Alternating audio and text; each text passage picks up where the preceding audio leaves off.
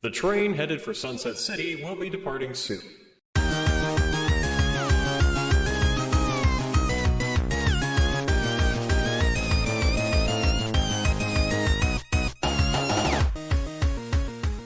Hello there, and welcome to Sunset City, the podcast for the modern classic age. With me today is Nick, as well as whatever that's supposed to be over there, Cyrus. What? Hi. And he who has been to hell and back, Wayne. Where's my check? So how are we doing today, guys? Well, we're trying to get Wayne his check, but it got left on like the 7th level or something, I think. All right, well, I still haven't received a single penny of the revenue either, so where's the money, Cyrus? Come on, cough it up. I think no. Wayne was supposed to get a check for being in hell, and this is a different project entirely. You see, there was a deal made with Satan that involved a lot of things we can't say on the podcast, and it's how he got out of there. But here we are. I thought the exchange was Wayne goes to hell in exchange for giving you voluptuous breasts. No, I got those of my own accord. That was a different deal with the devil. Nah, he already paid the titty tax. How is it going, everybody? Also, Jamal, as always, thank you very much for the $2 super chat. B Theory forever. We will never be able to escape it, pup. B Theory forever. Isn't that right, Nick? Okay, Jesus, no need to be problematic about it. Christ. Yeah, that was some real fucking dirty language, Nick. Jesus. Yeah, man, come on. No, we're gonna have to censor all of this out. Yeah, we just mute him. There we go. Jesus. All right, guys. So, I'm sorry, pup. You were reading the Jamal super chat. Oh, it's already been read. I already did that. Oh, okay. Oh, that's right. God. So okay? Today's episode's a little catalyst, I guess. We do have a little bit of news to discuss. We've all probably heard about this by now, but we're going to give our thoughts on it. That's the way things work over here. We deliver the news a few days late. Yep. So Idris Elba has been cast as Knuckles in Sonic the Hedgehog 2. So what do we think? I'm all for it, honestly. Okay, so considering I've seen a lot of people on Twitter get real angry about it and go oh my god, he's British. We don't want a British Knuckles. Dude can do an American accent. Either way, there's no reason why Knuckles can't have a British accent, to be fair. I mean, while you're right, there is personal preference, not wanting a character to have an accent that you're not used to them having. I can understand, while I can understand people being upset about that, just being I don't want him to be British. He can do an American accent, and he's done other characters as well. If you've seen Thor Ragnarok, he's Heimdall. If you've seen the Suicide Squad, he's Bloodsport. Dude's got pretty good range anyway. To be fair, Bloodsport was basically just his normal accent and voice, but I think same goes for Heimdall. Even he still had a British accent even there. You ever seen Star Trek Beyond? Now that I haven't seen, but I want to see it. Good. More people should watch that. It's one of the best Star Trek movies. Oh my god. I'll give it a watch. I'll need to watch it at some point. But yeah, the point is, dude has a lot of acting credentials. Especially, he's in Zootopia of all things. He's quite a get. He's quite a get for this movie. Yeah, he was Chief Bogo in Zootopia. Who was Chief Bogo? The horn fella. He was the ox who was he was telling everybody what to do during meetings. Like a chief. Okay, forgive me. I saw the movie once and didn't think much of it. So also we've got Sonny here with the $2 Canadian $1.79 saying Idris Elba for Zavok when I think you actually brought up a good point earlier, Sonny, when you said that most Knuckles voice actors have also voiced an enemy in the series. For example, wasn't it Dan Green also voiced Mephiles or something? Yeah, Dan Green did Mephiles. Yeah, so why that there it is. There's you've discovered it. Zavok is in the movie and will be voiced by Idris Elba. Oh boy. Damn it, no. The thing is, to be fair though, also if we were to go kind of correctly with the Sonic characters' accents, Sonic would have an Australian accent and Knuckles would have a Jamaican accent, to be fair. And I mean, Knuckles was kind of originally cast to have a Jamaican accent years ago, wasn't he? Well, Yeah, wasn't they like went his for whole that- color palette kind of Jamaican inspired? Yeah, yeah, that's like the his whole, shoes and everything. like, Like, yeah. as people say, he was black coded. because he had dreadlocks, he had Rastafarian colors for his shoes. Like he already was coded for all of that, and I've seen like just watching the meltdowns on Twitter about this has been.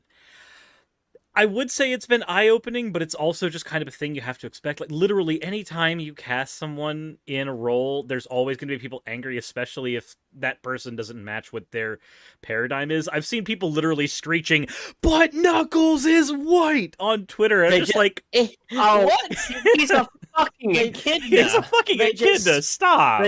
They But- cannot handle the fact they can't handle the exaggerated swagger of an echidna. Oh my god, God no. damn it! Well, so even when I was a kid, so playing like Sonic Adventure 2 Battle, you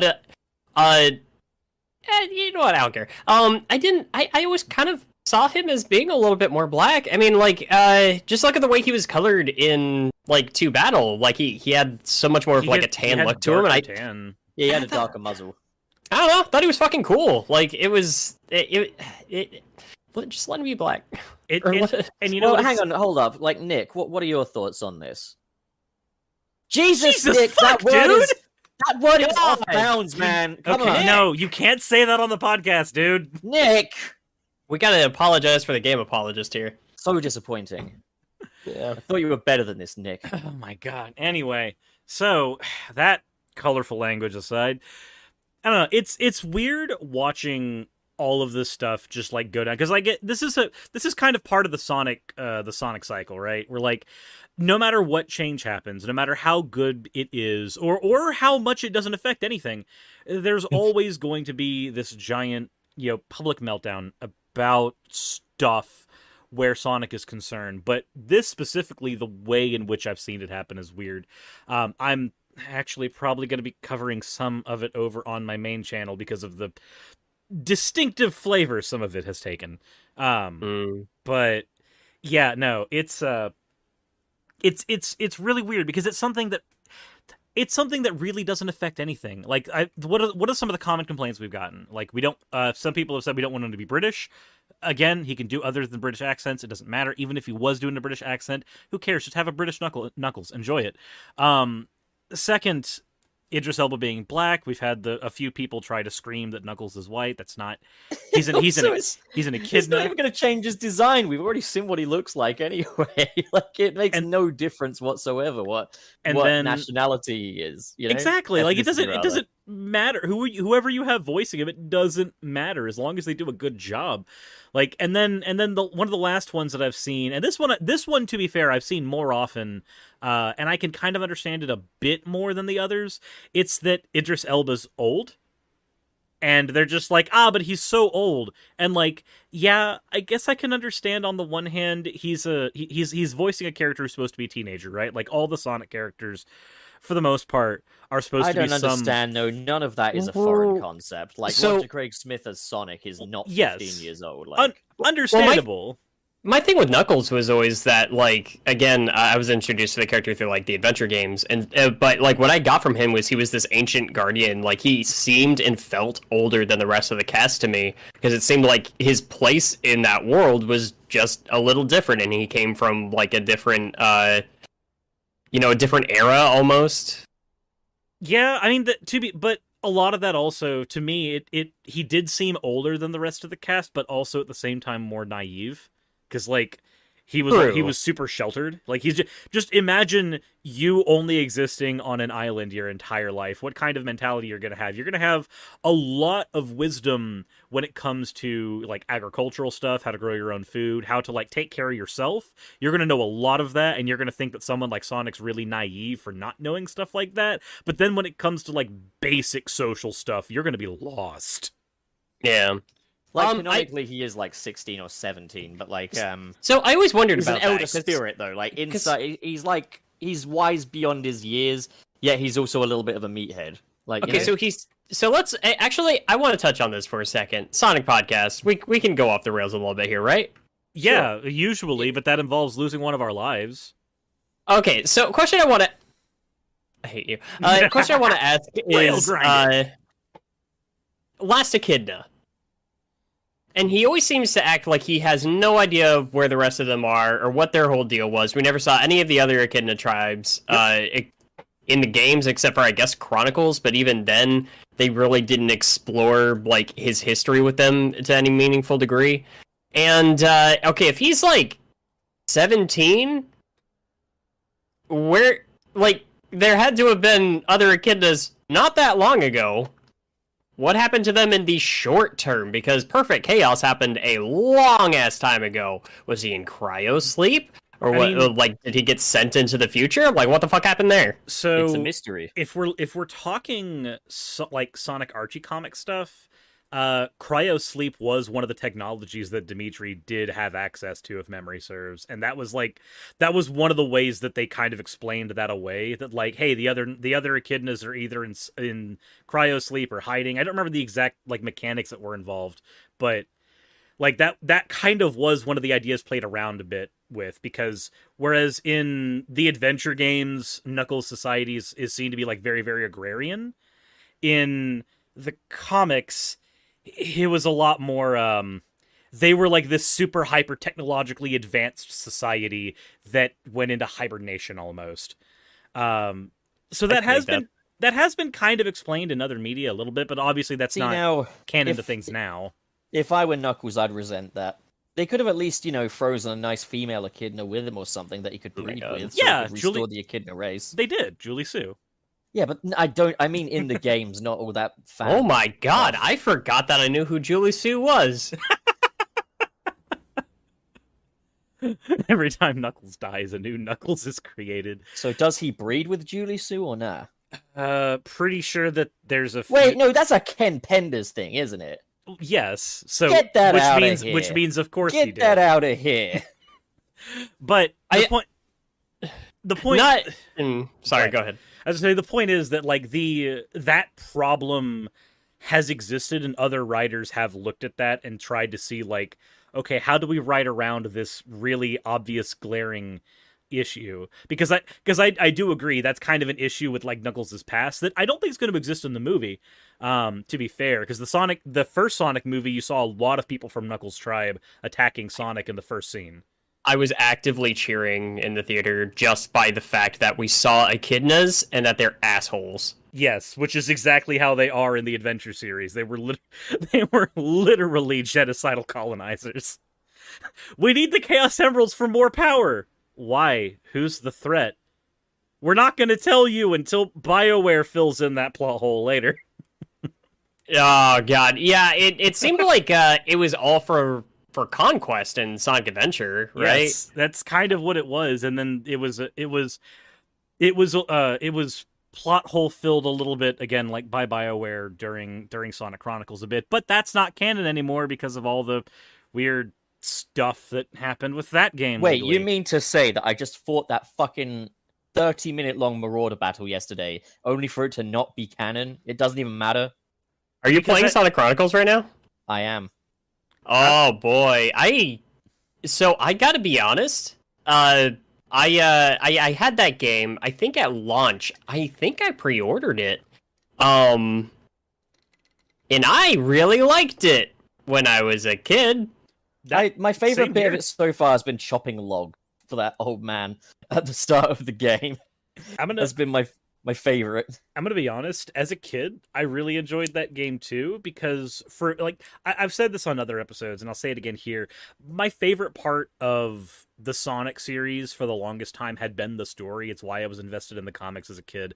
It's why I loved Sat AM over anything else. It's why the adventure games always had more appeal to me than anything else. Is because it's why 06, like, despite that game being an absolute garbage fest, I've sat down and I've watched like the entirety of 06's cutscenes repeatedly like they're a movie, because as bad and hackneyed as a lot of that stuff is, I like Sonic stories. Wait, Cirrus, did you see my Zack Snyder style Sonic 06 trailer? I have not seen the trailer yet. No, I know you're talking about making it, but I haven't watched it yet. It proves my point that Sonic 06 is a Zack Snyder film. Oh my god. Oh no. Not sure how to feel about that comment, but Like, because of a lot of that, though, I liked playing Chronicles as a kid, at least the first time around. I never played it a second time. Probably a good reason for that. I'd also already played Elite Beat Agents before playing Sonic Chronicles, so like that also could be one of the reasons why I didn't play through it twice, because I already had better Sonic Chronicles at home. But that story in that game, it wasn't all that bad to me. I didn't mind it. About the only thing that I couldn't stand was the autopilot final boss battle. Like, and then some of the fights felt really grindy. Like, for a game that wanted to be a fast RPG, some fights lasting upwards of 2 minutes in a turn-based style, maybe a bit long for me. I had one that straight up lasted me 10 minutes yesterday. It's crazy. But actually, you know, my favorite thing about it is like the little text box bits where you can pick what Sonic says. Oh yeah, the BioWare RPG bits. You can pick like really rude answers for Sonic, and he can be a real asshole. I love that. You know what actually was also because the other half of like Sonic story stuff for me is continuity. You know what's also great? Pup, I'm not going to spoil the ending of Sonic Chronicles, but I will tell you that it picks up at the beginning of Unleashed. Oh, okay. I thought like I know how it ends, like with like the big cliffhanger with Dr. Robotnik. Yeah, and the cliffhanger has him with his fleet identically to how it is in Sonic Unleashed. Oh, that's awesome. Which is interesting because you know, actually when I first saw a teaser for like Sonic Forces, I actually legit thought that was the long lost sequel to Chronicles, because I was about to mention that. Like, they could have had that lead in. Oh, Jesus, I just noticed your avatar changed. I wasn't paying attention. Oh, people were complaining about the other one, so I figured I'd change it to to the wiki one. I could always switch to fucking Bikini Cirrus. No, just leave it. Just leave it. This is a PG podcast. I've already done it once before. It's a PG podcast, you fucking idiot. But you know, if you get like at the end of Sonic Chronicles, the fleet that is shown with Eggman there is colored and styled exactly like the fleet that he uses and the ship that he uses at the beginning of Unleashed when he gets his ship pounded in by Sonic. So, like, to me, it always seemed like the reason that Eggman was able to get everything sorted out for that weapon and everything just under Sonic's nose, outside of the reason that he's always able to do that for some reason, was because they were busy over in the other dimension in Sonic Chronicles, and they just came back to Eggman doing all of this because, you know, spoilers, Eggman betrays you in Chronicles. But, you know, I do wish that it had been a better game overall, because I didn't hate the story. I am with you on that. I wanted to know more about the Marauders and such, but I was legitimately interested in their whole thing. And I do remember liking, oh shoot, what was her name? The one Echidna that kind of like Shade, yeah. She's cool. I liked her. And I understand that the Marauders, and I think her specifically, were kind of part of the instigating factor that led to the whole Ken Penders thing. Which, like, I have always felt a little conflicted on that whole shit show, just because it's just like, I can kind of understand where Ken Penders is coming from, because up to that point, I talk a lot of shit about Ken Penders, mostly because I legitimately am not a big fan of his. But I do want to at least try to be a little bit fair and say he did more for the Echidna history than basically anything else in the franchise had up to that point. So to see something that was kind of springboarding off of that, giving him no credit and no, like, really mention at all, and so much of it coming out so similar, then yeah, I can see where he drew some issues. Then again, there was always the potential for the Sonic franchise to toy with that stuff again, and there's only so much you can do with the base Echidna design. It was always going to look kind of like his stuff, so I still feel like he kind of reacted to it improperly. But it's like, I can see where I can see both sides on that whole thing. Chronicles is such an interesting little like part of this poor franchise's history. Yeah, Also, thanks to Mao for 2,500 Chilean pesos. We don't know much about the movie yet, but it feels amazing to have a Sonic project that looks more promising than anything else. Cynicism is exhausting, and yeah, I feel that way too. Yeah. One thing I was gonna say on the Chronicles front is like playing it for the first time yesterday. One of my first impressions was it feels quite amateur though. Like it feels like an amateur game, like a fan game.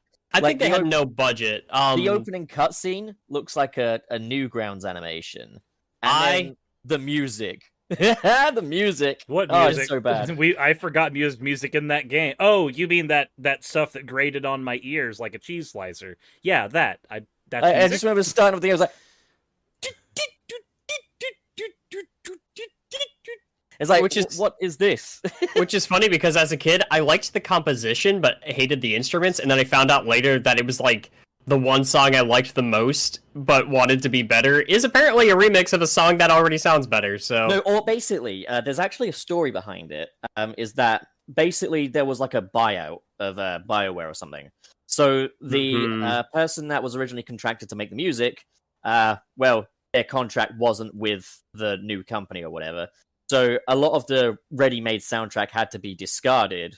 And basically, I think non-musician developers basically took MIDIs of the original Sonic music, and you can tell a lot of it is classic Sonic music, and basically tried to rework those MIDIs into not sounding exactly like classic remixes. Yeah. And you can still tell, and it's ultimately just a mess, and there's like zero understanding of music theory in any of it. But there are some remnants, and that's in the battle themes. But I noticed that they're scuffed as fuck. I don't know if that's because they needed to cover it up, or because maybe the Nintendo hardware struggled with the bitrate or whatever. But still, the Nintendo hardware wouldn't have struggled with the bitrate there because Pokemon Heart Gold and Soul Silver exist. And those games have brilliant use of the DS's sound chip. And it's true, but I think these were like MP3 files that they put onto it. These didn't use the DS sound chip. They weren't like MIDI. Yeah, they were. If they were MP3 files that were being played through instead of being like, played through the sound chip itself, and yeah, I can understand that sounding awkward. But even if they're sounding awkward because of that, as a developer, when you're playing the game on your hardware dev kit and you hear how everything sounds, there's got to be a moment, at least one moment, where you go, "Hey guys, this doesn't feel right. Why doesn't this feel right?" It's even if you compare it to something like something that had not quite the budget of a Pokemon release, and was released around the launch of the DS. I don't know if you've ever heard of Lost in Blue. I have heard of Lost in Blue. I haven't played it, but I have heard of it. Isn't that SpongeBob fan film from Russia? No, there have now been 4 meetings because of channel. It's part of a Konami series that's actually referred to as Survival Kids over in Japan. Started as a Game Boy Color title. It's getting kind of expensive over here. Sorry. But yeah, no. That was around the launch period of the original DS, and God, just the opening title theme sounds so much better than anything in Sonic Chronicles. And it kind of goes to shows that with minimal budget on a release, it's something that was released towards the beginning of this hardware's life cycle, where people weren't really accustomed to it. Nobody had really had the time to develop with it before. So even with lack of experience, it still sounded better. It just kind of goes to show that, the music in Sonic Chronicles is just a complete failure. Oh, for sure. I mean, the thing is, it's not even just that I think it has an amateur quality to it either. It's also, the character models here. This came after Sonic Rush, and they just look unsightly. You know what they should have done? Is just get the models from, Sonic Shuffle. The thing is, I don't know what they did and didn't have access to, because like part of me That's thinks, could they true. not have just used the Sonic model from like Rush? But then again, that's a Dimps production. Dimps probably had those models, and it's like maybe you can't exactly go get them from there it is. The one and only Danky says that's SpongeBob Beyond part, but it was called SpongeBob Beyond: The Tale of SpongeBob Blue. Beyond. Oh, hey, There was- I'll be right back. It's Gotcha. a really fascinating series. There was a thing in the marketing for Sonic Chronicles that really got to me. And I guess when we get to the point where we're talking about Chronicles as like a full-on episode, we'll expound on this a little more. But one of the things that really got to me was, I don't know if you paid attention to any of the like magazine marketing for the game when it hadn't come out No, yet. I know nothing about it. Like all I know about Sonic Chronicles is that my pink friend Joey was desperate for me to play this game. Like I'd heard that it was an RPG. I wasn't all that interested because I'm not really into that kind of stuff, especially with Sonic. I just want to go fast. So I basically bought a bunch of DS Sonic games, and he was constantly begging me to play Sonic Chronicles because it's one of his favorites. And basically, we struck up a deal. He's basically going to give me a present in exchange for me doing a review of Sonic Chronicles. So like. Oh my! So you're being paid off by the elites, are you? He's a friend of mine. He's a friend of mine. As I say, he's my pink friend. He's Joey. friendly with the elites, everyone. No, but in the marketing for Sonic Chronicles, there was this really big push to talk about how they had hand-drawn overworlds. And when you're playing Sonic Chronicles, the overworld areas don't look horrible, but they're obviously 2D, right? Like they don't look 3D. They don't look modeled. They're 3D the way that original Resident Evil was 3D. We've given you a still picture and you're moving across the still picture. And in the marketing, they pushed for it so hard, saying, no. We have this whole like handcrafted world, and it's going to be so wonderful and beautiful. And then when you actually sit down and play Chronicles, you're like, the artwork may be okay, but with this really janky ass Sonic low poly model on it, not even a good looking low poly model running across it, it just doesn't look good anymore. It just Can I just say doesn't. though, the box art for this game is the phenomenal. box art is fantastic. It has we such a still unique talking about aura Chronicles? to it. Oh Yeah, yes. yeah. Yeah, Like, yeah. When I see that, I think, oh man, we're in for something special here. And then you load up the game, it's like, Oh no. oh, okay. It's not like the box art then. This is why when I had my like ideal Sonic game thing, I was like, you know what? I want another Sonic RPG, but I'd like it as a Paper Mario game, please. Not like Baby's first Elite Beat Agents game, which is what Sonic Chronicles was. I mean, also, like, having to control Sonic with the touch screen on the overworlds as well. It's like, let me use the Yeah. D-pad. Let me press jump to jump, you know? It was Yeah, something dude, better like trying that. to move around a 3D environment with a D-pad is the worst fucking Metroid Other M. Yeah. I'm just gonna say there are so few DS games that really use that stylus in a way that I loved. When I think of moving around with a stylus, the only game I can think of where I actively enjoyed that was probably the Ninja Gaiden game on the DS. I didn't mind Phantom Hourglass and Spirit Tracks. I thought they handled it pretty well. Because those are top-down Zeldas, though, I still would have rathered playing those with the D-pad. That's fair. The option would have been nice.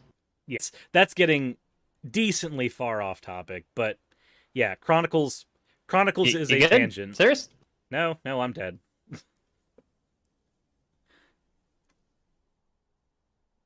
Why did everything break?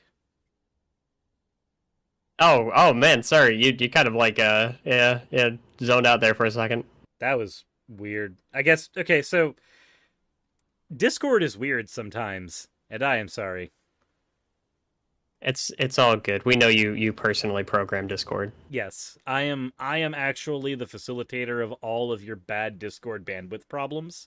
It's all my fault, actually. In reality, you can blame me. And I mean, like, even if you don't believe me, blame me anyway. It's cathartic. But Learning new things about you, Cirrus. but I guess if we were to pull things back to the Sonic movie, Now that we've gone on our chronicle about Sonic Chronicles, which we'll get into again when we actually do our Sonic Chronicles episode on the show. But going back to the movie, I'm curious what you guys think. So we know that Idris Elba's Idris Elba's Knuckles. That's cool. We've already had our whole conversation about that. How do you think this is going to be portrayed here? Because on the one hand, they might go the route of just having Angel Island be a part of the world there, and Knuckles is just there.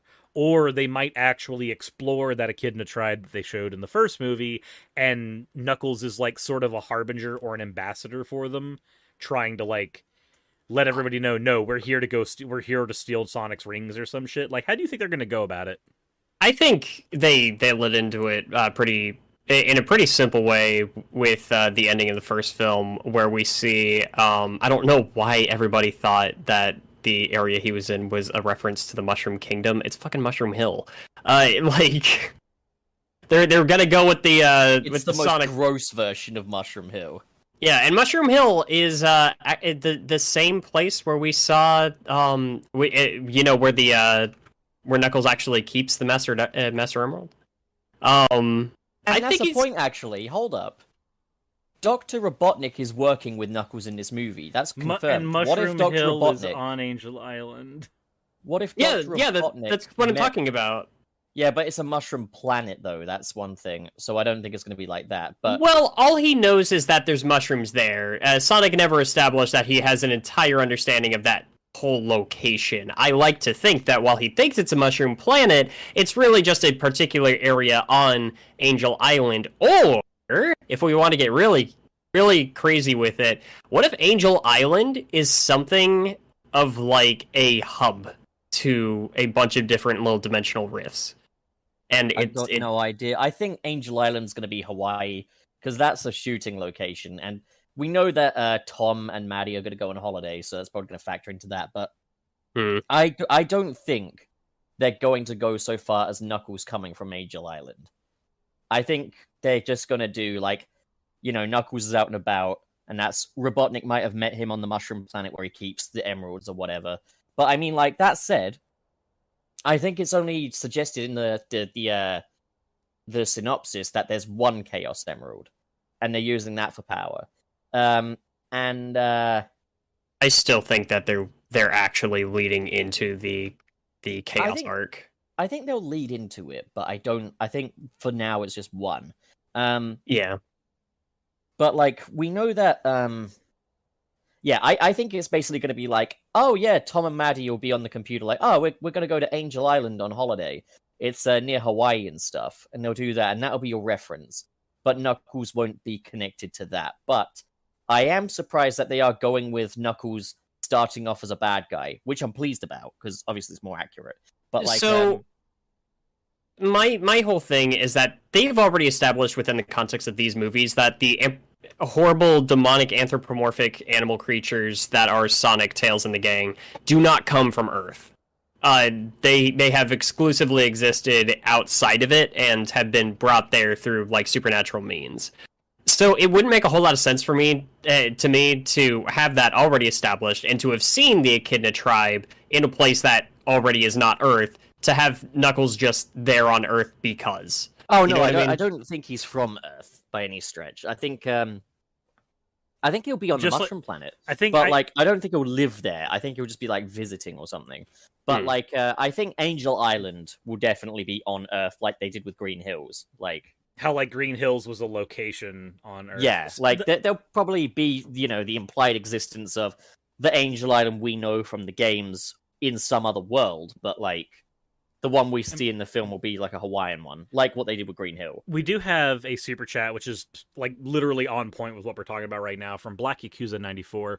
What are your guys' respective expectations for the second film based on all the information we have right now?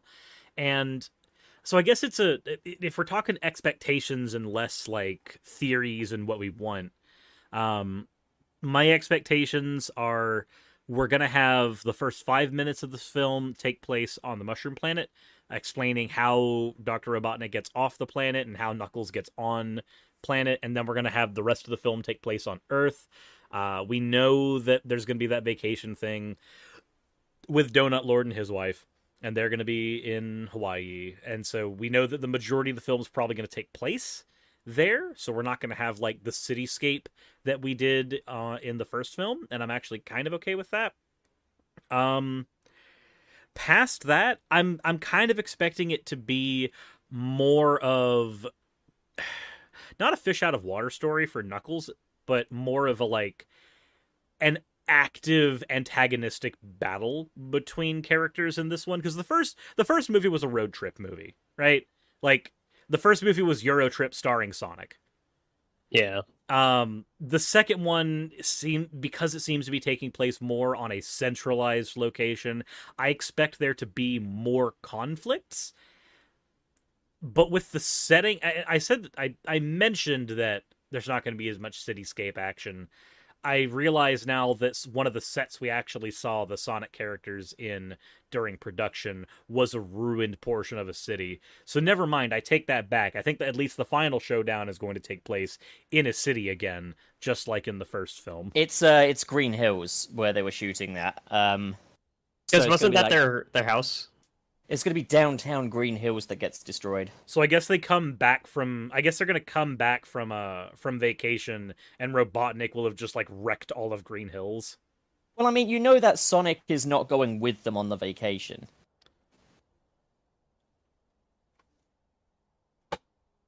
It's already been confirmed in the plot synopsis that Sonic isn't with them on the vacation. Gotcha. How accurate do we know that plot synopsis is? I don't know, but like I can't remember exactly where it comes from, but basically, like, I don't know. But anyways, yeah, I basically, feel like that's important to establish. let's look it up then. At the time, it was very pucker, so let's, Well, of course look. it was. Everybody was excited, and they'll latch onto any bit of information and treat it like it's, like, gospel. And I'm it just going to say basically this right came now. from, like, a Chip Paramount Chap, press release Nick kind of isn't thing. dead. He's right here. He's been talking this whole time. And boy, has he been talking. Some of the things that you've said today, Nick. Good lord. Yeah. Getting a little bit... Probably going to have the first ever meeting about Nick. All right, later. so it was a leaked copyright filing from Paramount Pictures. Okay. Okay, so Do we that know is if that's true?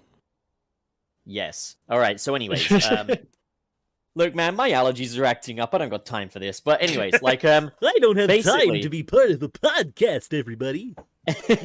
basically, the synopsis said that, like, Sonic would be wanting a little more independence, so Tom and Maddie would go on holiday to Hawaii, and basically, Sonic is back home. He makes a new friend with Tails, and obviously all hell breaks loose while Tom and Maddie aren't around, so Sonic has to kind of make his own decisions now, embrace his independence alongside Tails, and Knuckles and Dr. Robotnik are working together with the power of the newfound Chaos Emerald. I have a theory. Oh, is it a game theory? I am gonna leave. No, so I actually think that part of Dr. Eggman's whole plot to get so personally I think that with the success of the first film, I don't see any reason why Paramount wouldn't want to really capitalize on that and try to treat this like their new big franchise. I think they're going to go all out here. And I think that there's enough material from the other games to really start getting a whole lot more stuff rolling. I think they're going to kind of pull a Sonic X here.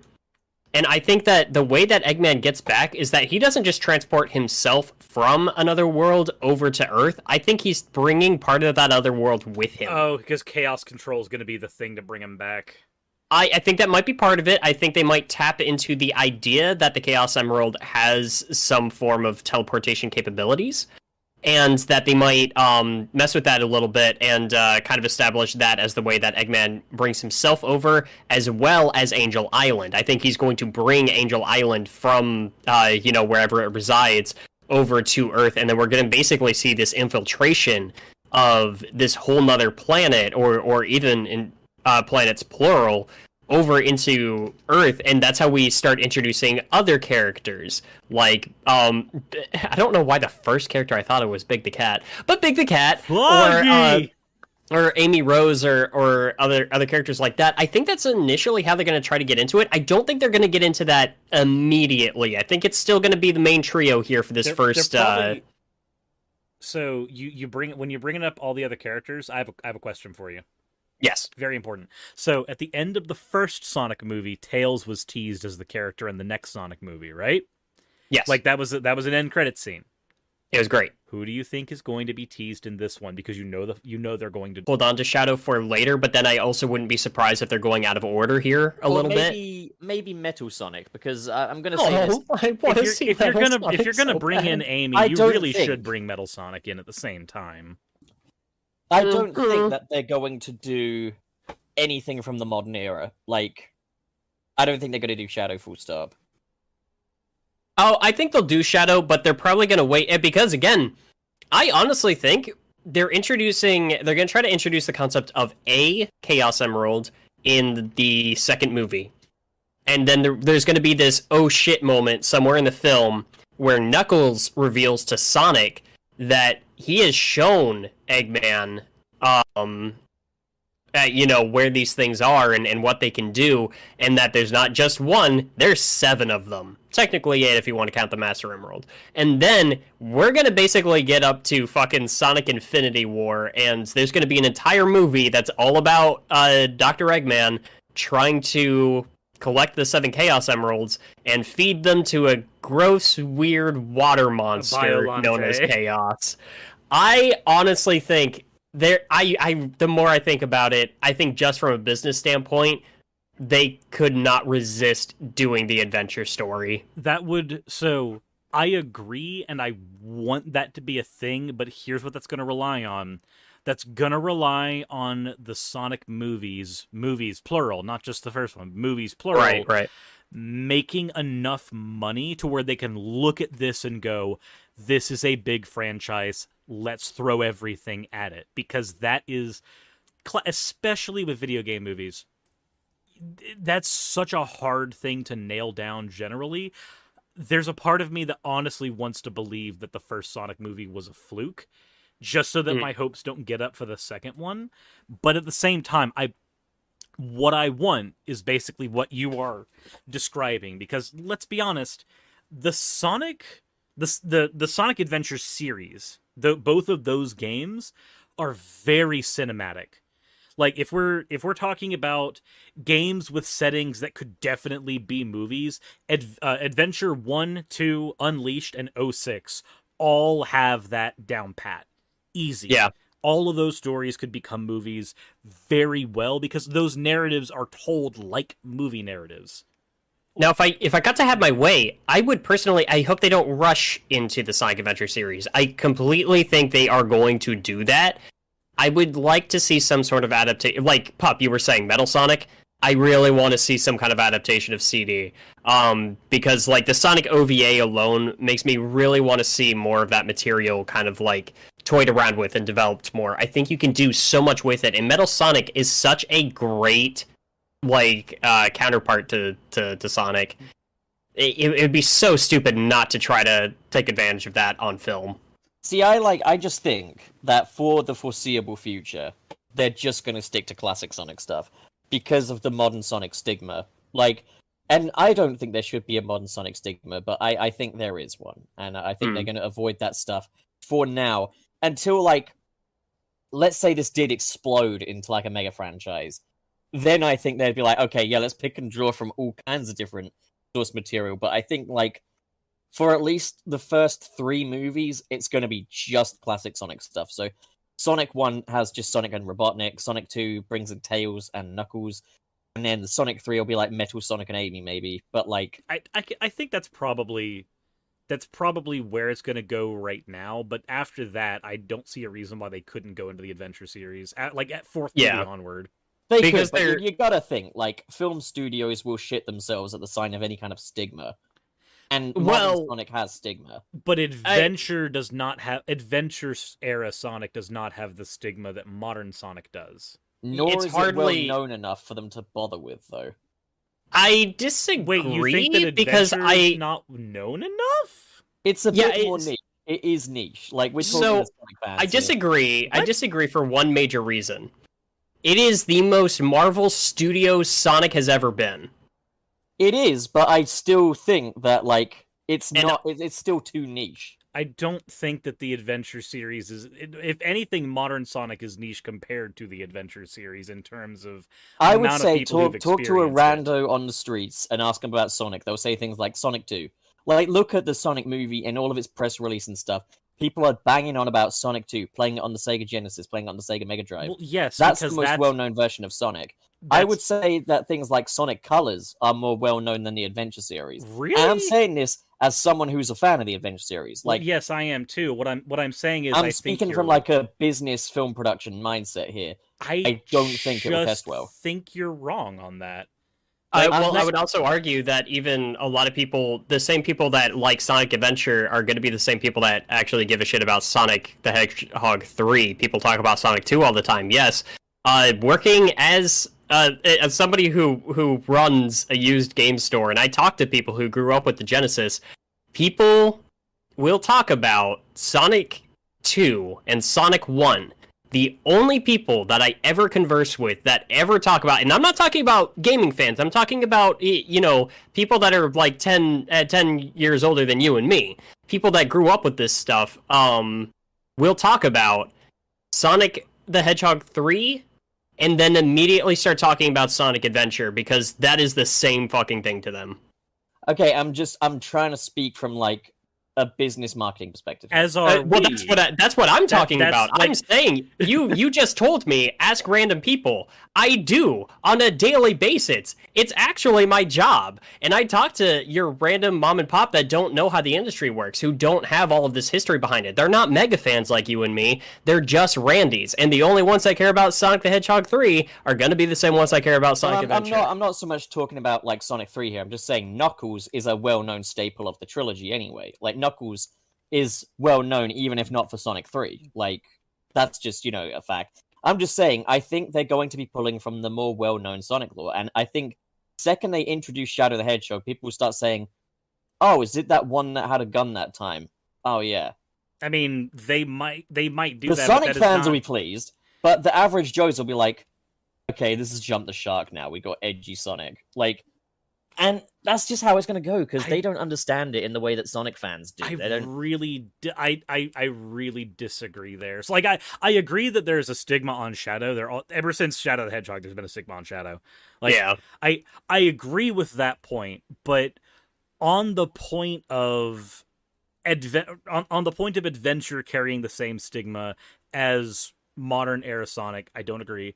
On the point of Adventure era Sonic being less well known than modern era Sonic, I highly disagree.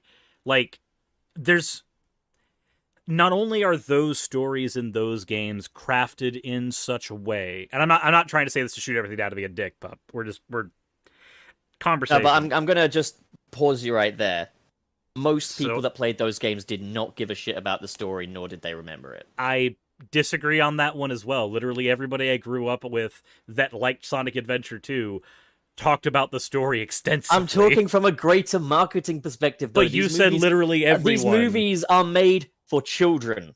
These movies are made for children. I don't even- care. I think even- that's the most. I think that's the Yeah. most. They're doing what they can to market it to children. Children Well, so don't was care about Marvel, Sonic Adventure. and look at how fast they decided to do Infinity War. Like- They've been building up to that since the first Avengers film. They knew what was going to market them, and that Yes, was and maybe yeah. there is a chance of that happening, but I think we're looking way too far ahead if we're talking about any of that being on the table just yet.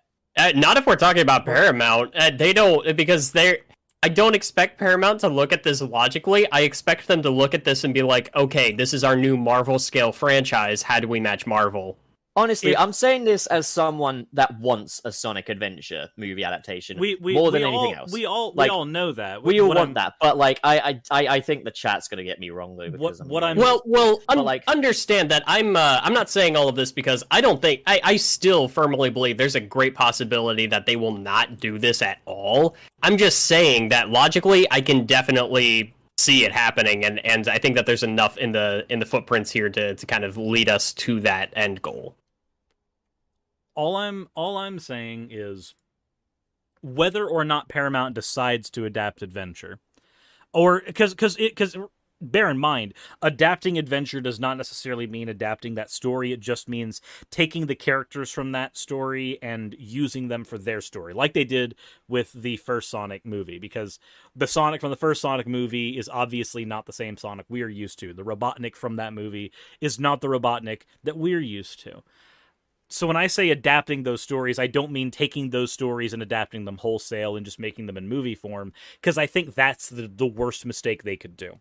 Because that's a thing, historically, when you do a video game movie and you try to adapt its story wholesale, even if you get it super accurate in every single way, it doesn't always translate one-to-one, because you're not playing through that. That story might not hold up as well on its own. What I'm saying is, at the very least, the characters, maybe not as much Chaos, because Chaos, I will argue, is less well-known than someone like Shadow, but a character like Shadow appearing in movie form, from a business and marketing perspective, prints money.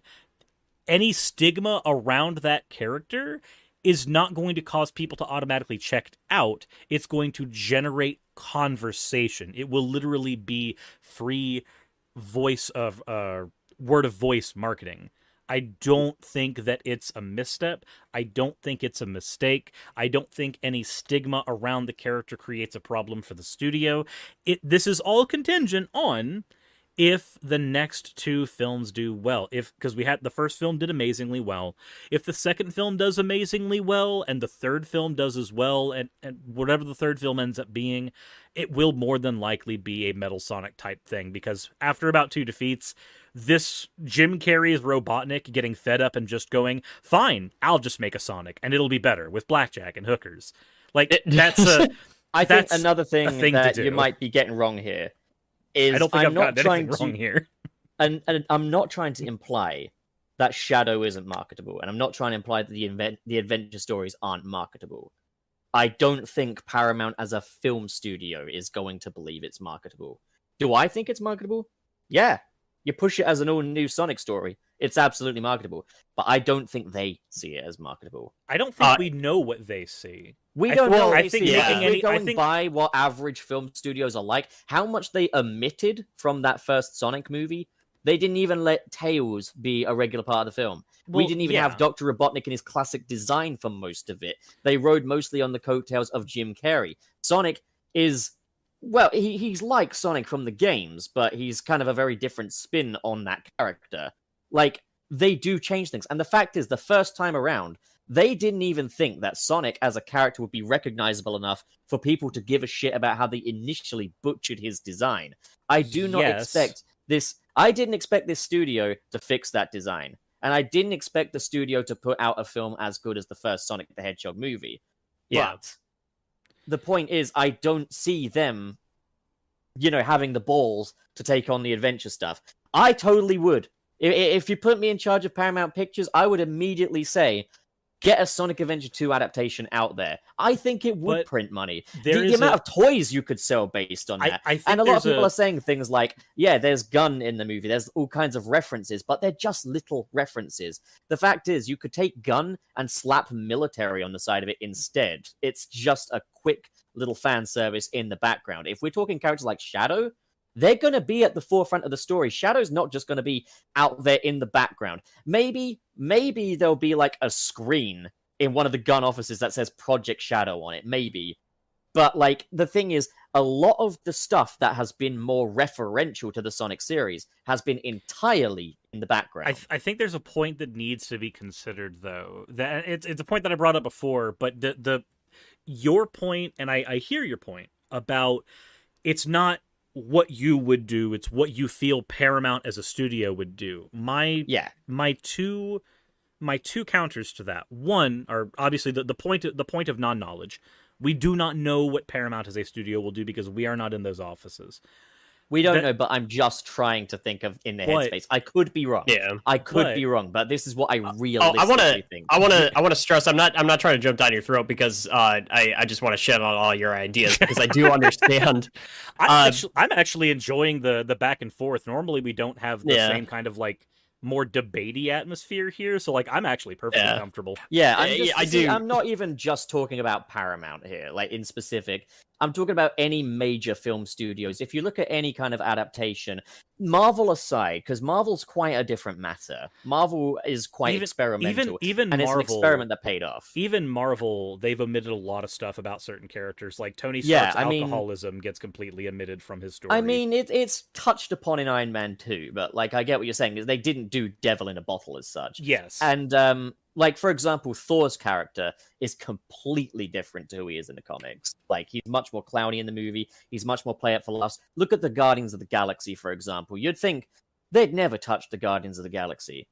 They'd never do that. They wouldn't be marketable. But they did, but it's because they made them marketable. But the Guardians of the Galaxy of the MCU is very different to what the Guardians of the Galaxy were before the MCU. There was a second half of my point that I was trying to get to earlier, though. And the second half there was, do remember that, at least for me, I don't know if this is necessarily what Wayne's point has been, but I know my point has been them exploring an adventure-style story is contingent on having 2 more very financially successful movies. One that's coming up I right agree now, with that. As I've said, I don't think it will be until after 3 that we get anything modern Sonic related. Yeah, because what's gonna happen to me, or what would happen for me, were I in the studio shoes, is I would say, hey, there's this, we can craft our own stories that, you know, use the characters of the series and they can do things very loosely. But when it comes to like Shadow's story, a lot of that stuff you kind of have to pull over. Like they're obviously introducing GUN at least in some way in the second movie. They're going to have to keep that as part of his story. They're going to have to keep some stuff about the space colony arc. There's a lot of like mechanisms to Shadow's story that you kind of have to keep for him to stay Shadow. So I can see from a company perspective, they would go, we're not going to touch this kind of story, this realm, unless we are guaranteed our dollar. Because they're not going to do an experiment. They're going to look at it. Yeah, I don't know. So, if they were to do Shadow as well, I think it would be good for merch sales, which is why I think it would be another thing that Paramount would factor in. Which is why I don't rule it out. Yeah, they would sell so many Shadow toys, so many. But like, you know, like it's one of those things where there's indications it could, as people have said. Gun is seen, and that's a reference that no one was really expecting after the first movie, especially not this early. Again, Gun could just be interchangeable with the military. It could just be a background detail, like Sonic's little bandana and stuff. Or the same, we don't know how Gun is going to be portrayed. No, we don't know if it's just going to be a surface level thing or if it's going to be like something that they push in. As Game Apologist says, hi by the way, Nick. He's been talking this whole episode. What the fuck are you talking about? Yeah, I know. But as he just said just a second ago, he's been asleep for a bit. As he just said a second ago, you know, it means that they are paying some attention to game lore that's outside of the classic series, which is you know, it shows that there's an attention there. But compare Gun to the actual story of Sonic Adventure 2, putting Gun in the movie and having the story of Sonic Adventure 2, or giant hell beasts that Dr. Robotnik's controlling, or Shadow the Hedgehog, they're 2 very different things. Yeah. They're 2 incredibly different things. I'm just going to say this. I think Shadow would be good for merchandise sales. I don't think they would go the whole hog with his story by any stretch. I don't think they'd do the Maria Robotnik stuff. As a matter of fact, I think that's pretty much ruled out by Dr. Robotnik's explanation of being adopted earlier on in the first one. You could probably do some mental gymnastics to get it over to that point. But I think they are simplifying and reworking these characters for a general audience. And I don't see them going the whole hog with the adventure stuff. Because generally, people that love the adventure games from childhood look back on the adventure games with a lot of fondness. A lot of people laugh at those cutscenes today. A lot of people do those quotes very ironically, and unless they want to capitalize that ironic factor, I don't think it's going to work. Even just like the fact that Sega themselves have shied away from putting Sonic's friends in proactive roles in the games now. Now I they're all don't- very much side. They're the Goku cheer squad. At this Yeah, point. exactly. If Sega are too chicken shit to use them, I can't see a giant film studio that's all about making these things as marketable as possible doing it either, unless they were to tap into their toyetic. You could sell toys of all the Sonic characters. People are more likely gonna want like a Vector the Crocodile action figure than a Tom Wachowski action figure. Put it that Yeah, way. that's fair. When it comes, I guess my main point is in the world where we do have at the very least a trilogy of not games, a trilogy of movies that are all very profitable. At that point, Paramount would say, okay, we can afford to explore some of these stories. But again, I also reiterate my original point. I do not think that when they explore these stories, they're going to explore them in the adventure fashion. I think what they're going to do is they're going to take the characters and superimpose them on their current world with some stuff obviously is going to have to be kept. Like I said, space colony arc, yada, yada, yada. Some of that stuff is kind of integral to the original like story of some of those characters, but for the most part, I think Paramount will just take the characters and adapt them into their own stories. So the Paramount version of an adventure story is going to be just a story with Tom Wachowski and Sonic and Co. that involves Eggman summoning, or involves Robotnik summoning chaos, but it's not going to necessarily have all of the stuff. Like, I don't think we'd get Gamma's story, for instance, as much as I would like that. There's not gonna be That's the only thing I want, and we will never get it. Like, I really don't see us getting Gamma's story, because when it comes to when it comes to that type of movie production, they're gonna have it as a quick, focused. Here's Robotnik. He's got the villain of the week, and Sonic has to deal with it with his friends. And this might be the first time that we get Super Sonic, because if we have one Chaos Emerald in the first movie and 7 Chaos Emeralds in the third movie, we might not even see Super Sonic until the fourth one. I think the thing is, going from Sonic 1 to what we know about Sonic 2, it does seem that they've gained a bit more confidence in the Sonic-y stuff itself. Yeah. So I don't rule anything out. I mean, I guess things I would rule out would be things like Mephiles the Dark. That's never going to happen. They're not going to do Mephiles. They're not going to do the Rouge. Rouge is never going to appear. Neither is Gamma. Like, they're not going to do. They're probably not going to do Maria. Maria honestly. Robotnik, not going to happen. They're not going to do the whole like AIDS storyline. And a lot of people are saying, like, what would they adapt then for the next movies if they're not doing the class? If the classics are done, like, they don't have to adapt anything at that. For point. example, as Certified Nobody says, Pup, what are they going to do for a third movie without any modern or adventure influence? They probably won't just adapt the games. It will probably be, next one will be like Sonic and his friends in space. Sonic and his friends go to Tehran. Yeah, Sonic and his friends. They're gonna do what Paramount's done with the first movie. They're gonna have the Sonic characters superimposed into a story. Like, they're gonna have a Paramount Pictures story with the Sonic characters as the moving parts in that story. And because I think that's one of the reasons why the Sonic movie worked the way it did, is it was a standard run of the mill, like again, it was Sonic Does Euro Trip with a boss fight at the end. Like, that's what it was, and it worked. And the next one, I think, is going to be like Sonic equivalent to Home Alone, except now Sonic's got buddies with him and stuff.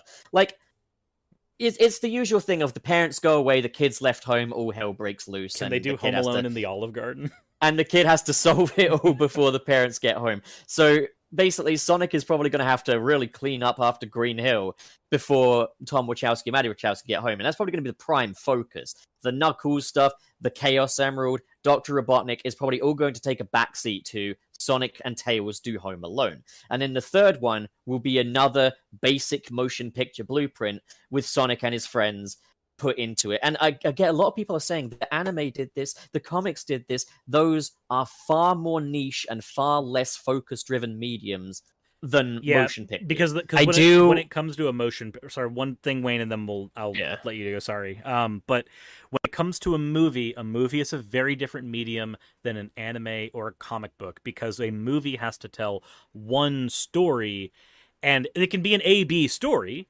but usually unfocusing your film more than that is detrimental. Whereas in a series, you can dedicate just an episode of a series to a D or a C story with no problems whatsoever. With a film, the more and more you do that, the less tight your narrative gets.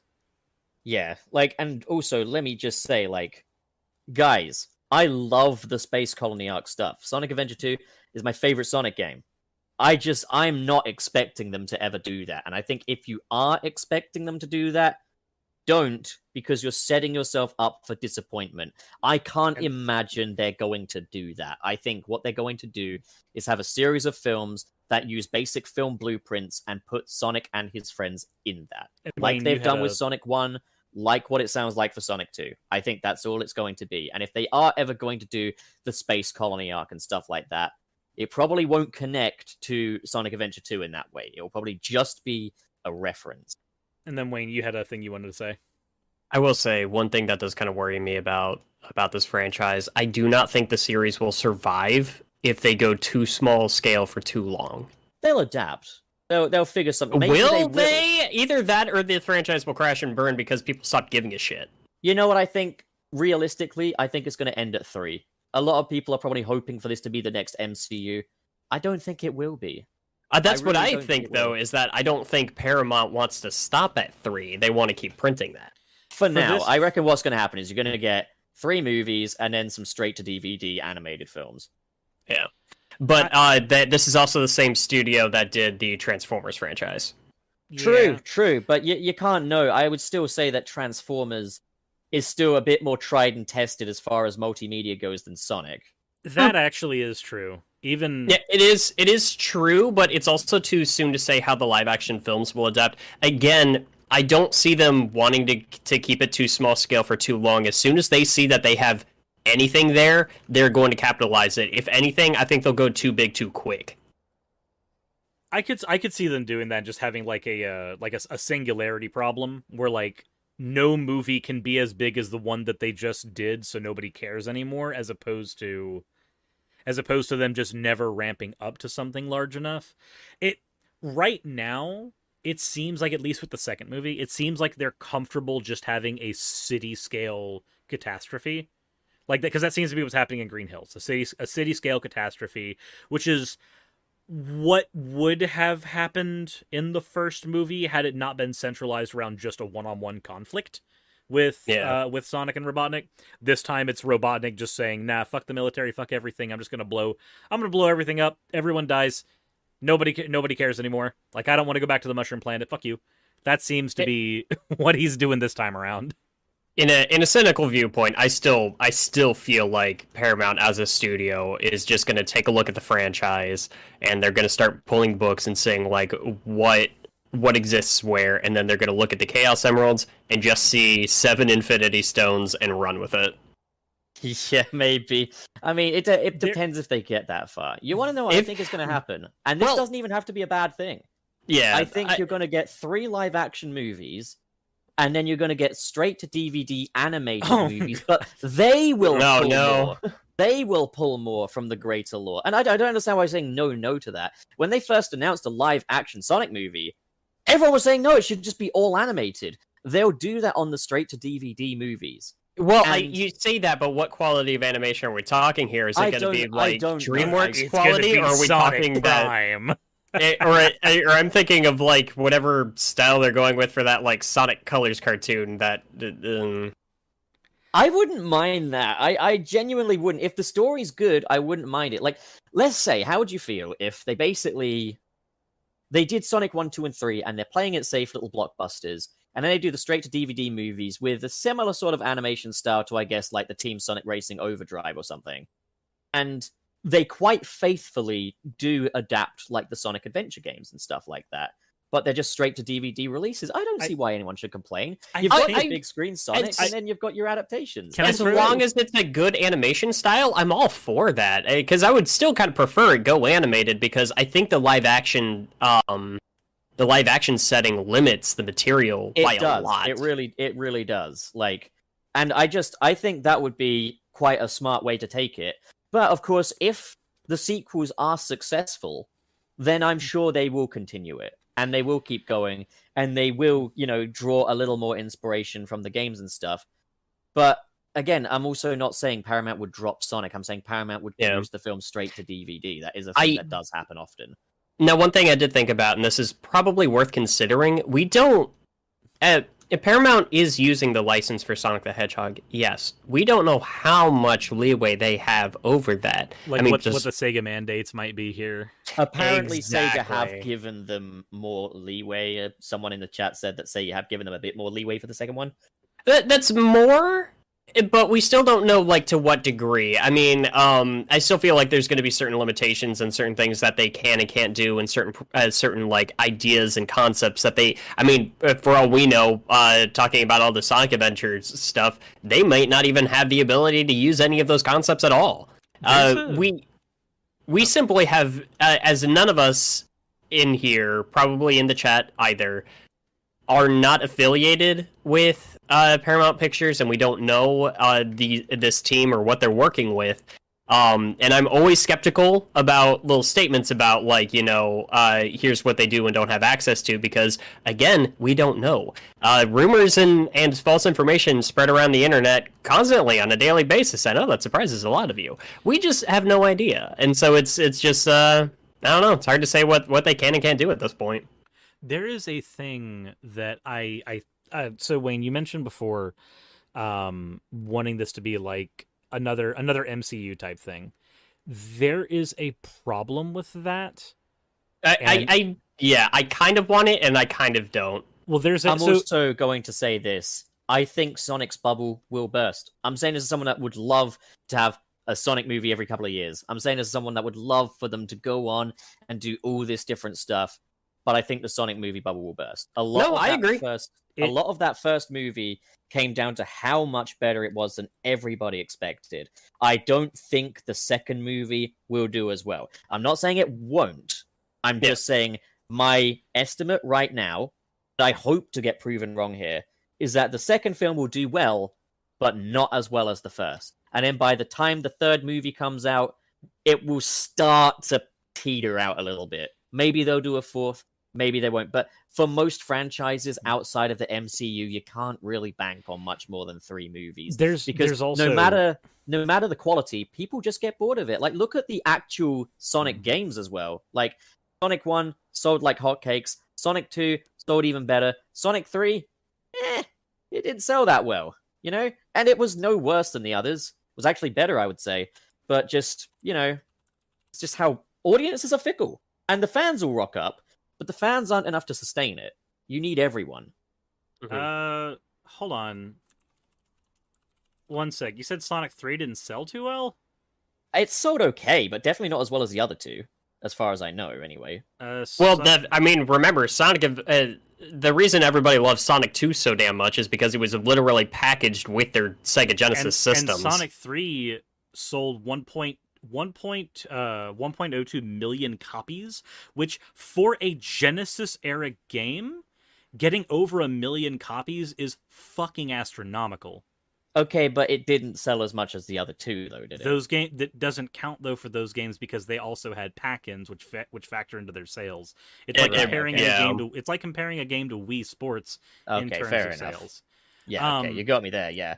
But what I was trying to say with the MCU thing before, there's one major issue where, as much as I would like to see an MCU type thing with the Sonic or the Sonic series going forward, there's a problem with it, and it's a problem that you don't have. Again, you don't have this problem in comics media as much. You don't have this problem in episodic media as much, but we do encounter this problem very, very strongly in this particular media of movies. It's very hard to have a Sonic movie without Sonic right now, whereas in the MCU, that's an entire universe. You can have an Ant-Man movie that doesn't have Iron Man, despite Iron Man. That's another thing I was going to mention. The MCU draws from a universe of characters. If we were to say it's the Super Smash Brothers universe, sure, but I don't think that's what it is. Like in a comic setting, this isn't a problem at all, because in a comic setting and even in a series setting, This problem is alleviated by the fact that you can just go, this is the Vector the Crocodile episode. This is the episode where we talk about Team Chaotix, and we're exclusively dealing with Team Chaotix. You can have those asides in those mediums way easier than saying, this is the Team Chaotix movie. As much as I think a Team Chaotix movie in the form of like in the like veneer of a Guardians of the Galaxy movie would be perfect. So fucking That would be great. so wonderful. But the problem is that because the Sonic series is so centralized on Sonic as a character, you can't do what the Marvel Universe did, where they said, yeah, we may have started off with Iron Man as our pilot, but we can keep on going with or without him as a character for as long as we want, so long as we've got other good characters to build off of. Now, could there be a point where the Sonic series does that? Easy. We could let's say that a Team Chaotix movie comes out, and let's say that it does what the Guardians of the Galaxy movie did, where like nobody expected it to do well, and then suddenly everybody's like, oh my god, this is amazing. That can be our catalyst to having a Sonic universe that mirrors the MCU, where you can have different production studios taking on different characters and then bringing them together for Adventure 1 style events. Like, okay, we have our Team Chaotix thing where they're dealing with this caper in this case, and it's a super important thing, but it's not as important as dealing with Dark Gaia, but that's going to be our event to bring everybody together. You can do stuff like that once you've established those other characters as marketable lightning rods for their own franchises.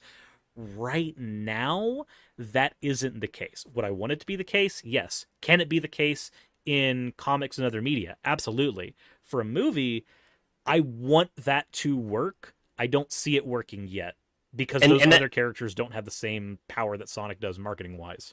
And that's where I think you were making some really good points, Pup, is that, yeah, at the end of the day, it's like Paramount's going to have to make money off this stuff. And, God, you know what I want? I want to see, not in spite of how terrible it would be, but because of how terrible it would be, I would love a film adaptation of of Shadow the Hedgehog. It would be quite fun be... if you had one like from like, I don't great. know, Tim Miller or something. Oh god, it would be so amazing. Like, go all out, make it a PG-13 movie. Just like, I mean, like Tim Miller's already involved in like the Sonic movie and stuff, so like he'd be a great director for a Shadow movie. let Shadow say shit. No, actually, no, hold on. If it's a PG-13 movie, he's allowed get one one. fuck bomb. He's allowed one fuck bomb. So basically, in theory, they can do all this stuff. I think they could do like a Deadpool-esque Shadow movie that goes out of its way to be dark to like a comedic extent. And it would be a hugely popular movie. A lot of adults and teens would love the shit out of it. But I think that any film studio is going to be a little bit afraid to go there. And it would take good marketing, really good marketing, to target it to the correct audience. But like, I think there's quite an audience that would be like, here's a Sonic the Hedgehog character, but he's so edgy to the point of parody. People would love it. But like, again, like, I think, as you say, like, a Guardians of the Galaxy style Chaotix movie, again, could work. They just need to know how to market it. But I don't think that studios are going to have that much faith in it. I don't think that the franchise is positioned in such a way right now where it can. I know the point earlier was brought up about how Shadow the Hedgehog sold well. Do remember, though, that there is a marked difference right now between the position of the franchise, how it is at the moment, versus the position of the franchise, how it was at the time where Shadow the Hedgehog was released as a game.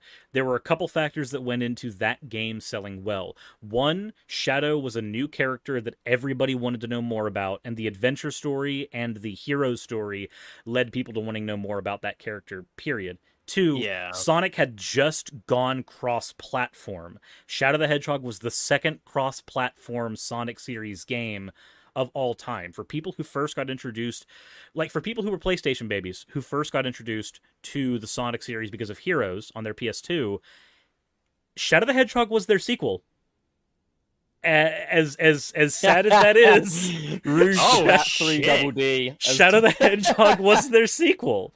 So, like, the franchise was positioned not only in terms of Shadow's popularity at the time, but also just between the way the consoles functioned at that time very differently than how things are right now. right now, with the right marketing, you could theoretically push any movie to a bunch of people. The thing is also, I think these are also more realistically as straight to DVD or straight to streaming animated movies, because making a cinematic theatrical release in live action and stuff is a huge financial risk. Huge.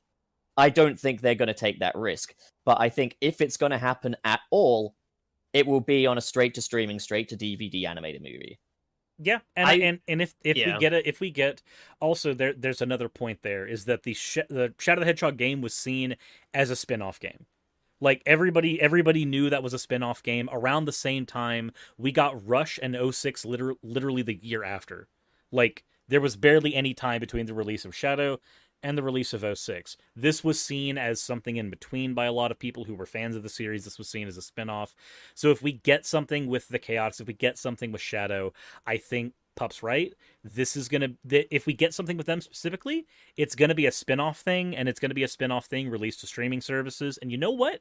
It might be better than anything we get in cinema, Sonic-wise, because of the freedoms you get when you do something like that.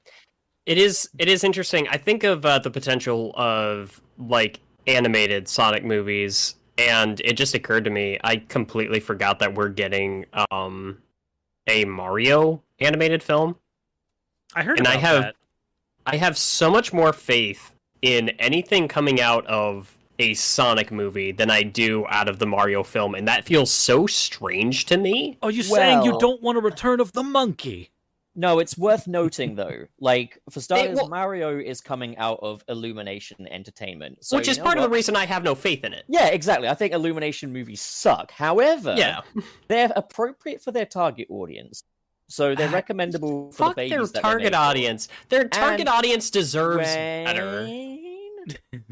Their target audience deserves better. It's not an excuse. Yeah, but they're gonna like it.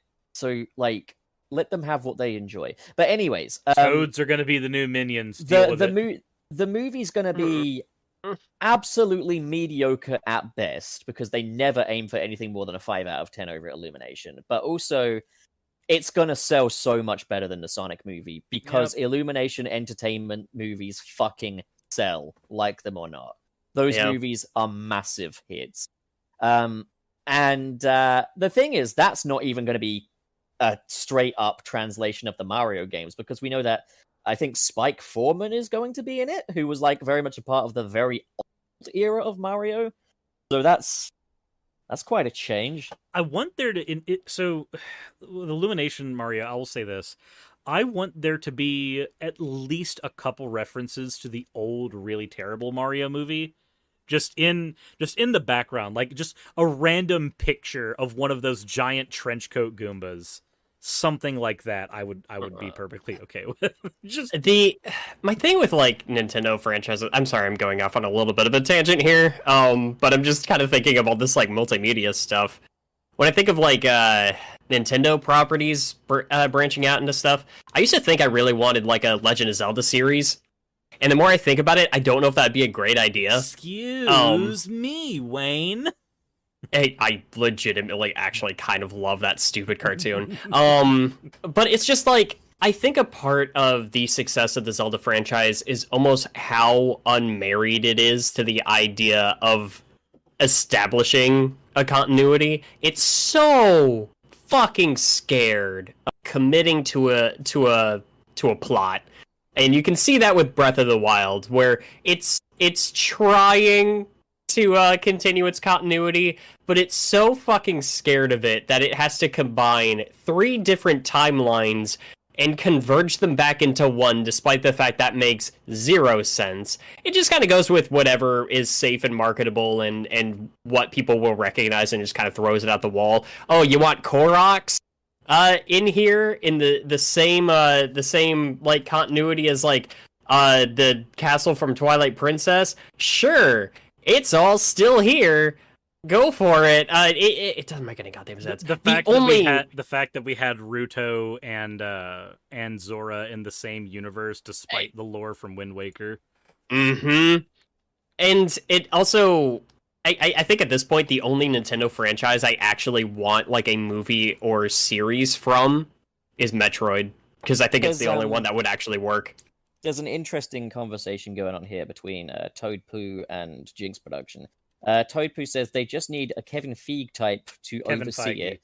I nominate Ian Flynn, and then Jinx Production says, yes, make Ian Flynn the overseer of the Sonic film series. Not a horrible idea on paper, but Warner Brothers actually did a very similar thing when they basically wanted to get their own Kevin Feige kind of character.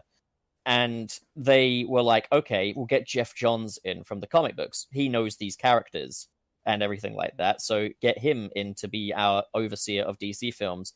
And it went down like a cup of cold shit because, the guy doesn't have a knowledge of management of film. Film management and comic management are two incredibly different things. In comics, if you want to do something wacky, you just put the pen to paper. In film, you want to do something wacky, you have to consult an entire animation department. I wouldn't rule out that he should have a seat at the table, but I wouldn't put him in that kind of position of power, because you do need film professionals working on films, not comic professionals, because it's a completely different management process. And a big problem with the DC films when Jeff Johns was around was total mismanagement. Yeah. I think it comes down, like, you don't want Ian Flynn as a manager of the project. You want Ian Flynn as part of your creative team. You want him absolutely. You want him in the spot he's going to shine, which is he's going to be there for storyboarding. He's going to be there for creative direction for the characters.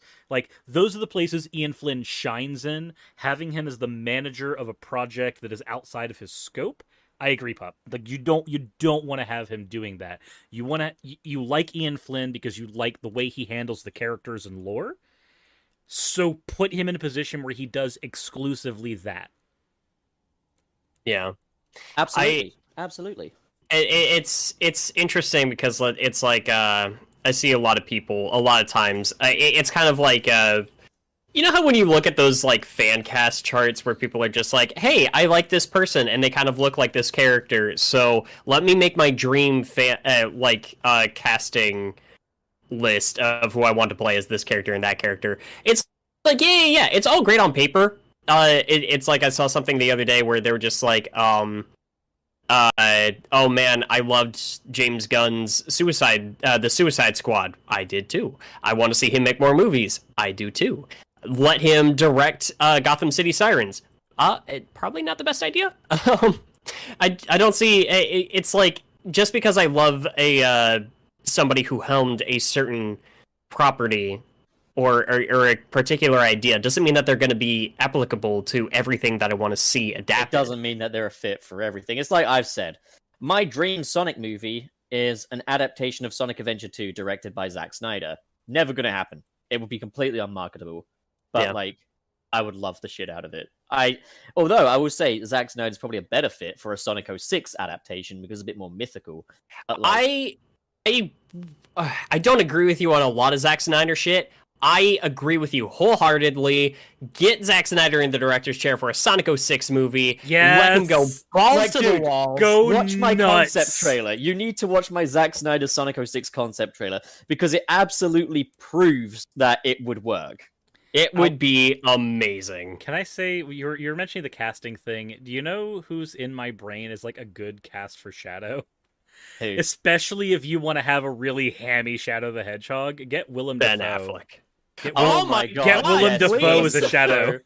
Willem Dafoe's Shadow. Okay. Dude. Can I throw this out there? Yes. There's one character I would rather Willem Dafoe play. Okay, who? Mephistopheles. You want Mephiles the Dark done by Willem Dafoe? Let me pitch Mephiles this. the Dark as Willem Dafoe. No. Mark Hamill as Mephiles. Yes. And Willem Dafoe as Shadow. Yep. And shall we say John Goodman as Dr. Robotnik? Oh my god, John Goodman is Robotnik? You know, I kind of would love to still see, like, Mike Pollock in that role and give him some more serious stuff to do. But at the same time, John Goodman. If you were to ask me who I would have cast as Dr. Robotnik in, like, my ideal Sonic movie, it would be Wayne Knight. Can I just say something? Mike Pollock, he is a little rotund. He could actually fit an Eggman role really easy just by shaving his hair and putting him in a good cosplay. Just have him go completely fucking nuts. I mean, yeah. Although Wayne Knight would be kind of fun. Like, if we're talking about like perfect cast for Sonic movies. Yeah. This has been fun. I'm enjoying this. This is Elba I as tell you what, Zap, also, if they'd made like a Sonic movie in the 90s, I totally would have cast Michael J. Fox as Sonic. I can absolutely say that. Yeah. Michael J. Fox as Sonic, Wayne Knight as Dr. Robotnik. That would work. That would be incredible. Yeah. No, I can see that. Michael J. Fox. I have forgotten what stuff Michael J. Fox was famous for, so Back to the Future. Back to the Future. Okay. Stuart Little. He was the voice of Stuart. Actually, bear with me for a second. Michael J. Fox is Sonic. And fucking god damn it, why can't I remember his name? Why can't I remember his name right now? You think of Christopher Lloyd? Christopher Lloyd is Dr. Robotnik. Now that's some fanboy casting right there. You see, Sonic. No. Sonic Adventure 2, the movie. Michael J. Fox as Sonic. Christopher Lloyd as Gerald Robotnik. And Wayne Knight as Dr. Robotnik.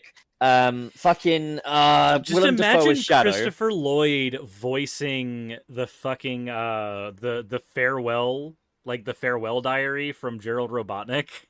That would be and amazing. You know who should play Amy? Melissa Rauch from The Big Bang Theory. I've seen like maybe one episode of The Big Bang Theory, and I couldn't put myself through more. Her character in that has a very mousy sort of voice. You know, she puts on this very high pitched voice, and it works really well. So Melissa Rauch is Amy. Someone said Margot. Toad Poo said Margot Robbie as Amy, but I'm gonna say more Margot Robbie as maybe Rouge. When this space colony arc reaches 88 miles per hour, the Earth is going to experience some serious shit. I don't see Margot Robbie as Rouge. I mean, just for voice sake here, we're talking, okay? Well, that's what I'm talking about. I don't see that voice. I'm trying to think of an actress that I can, clout there. I don't really. I was anyway. Bill Murray as a Chow. Noah Corner says.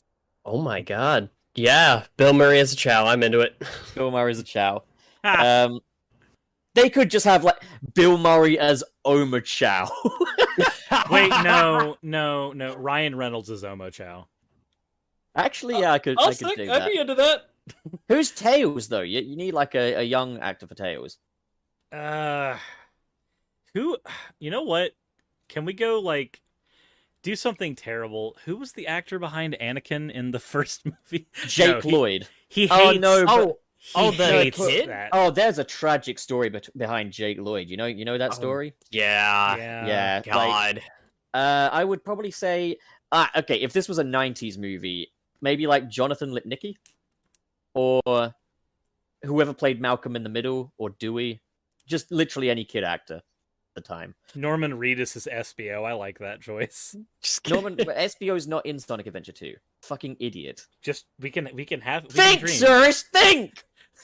I know everything you're going to do. Think, Metal, think. Just get Frankie Muniz to play Tails.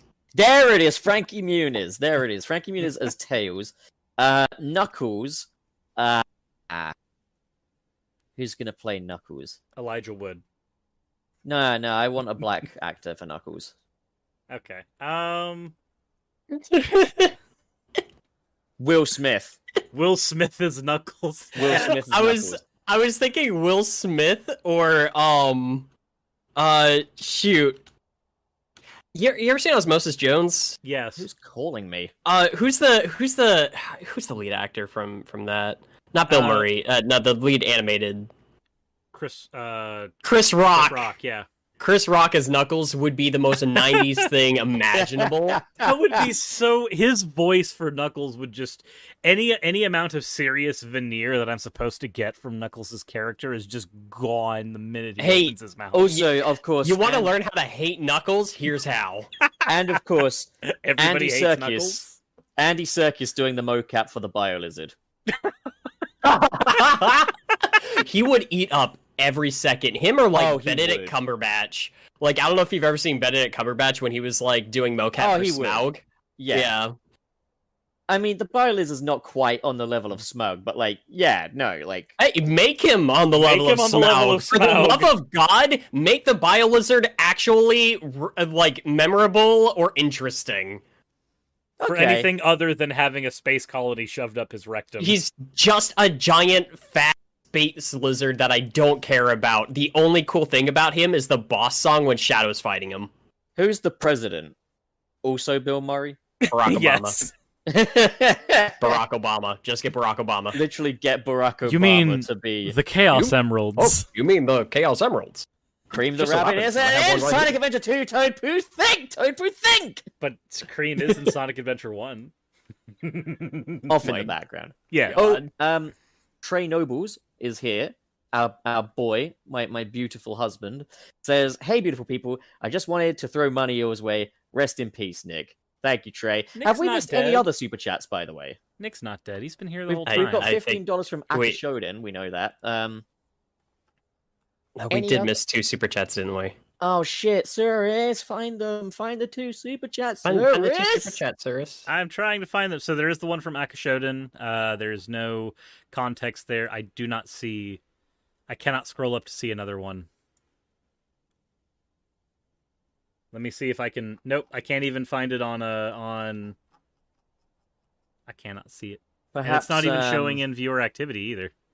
Perhaps I can scroll back through the actual live stream and find it. I just tried that. I Okay, tried scrolling- anyone that sent those super chats, please just repeat your question here, and we'll be on the lookout. Just like put in caps, this was a super chat. We're so sorry. Hi, we're bad at our jobs. We're really bad at our jobs. I'm the only one out of all of us that does this full time, and yeah, no, I'm really fucking bad at it. I'm sorry. Yours is exceptionally bad because you should know better. I should. Actually, well, Twitch doesn't have super Actually, chats, what I can so- do is go look through our monetization records, look for supers.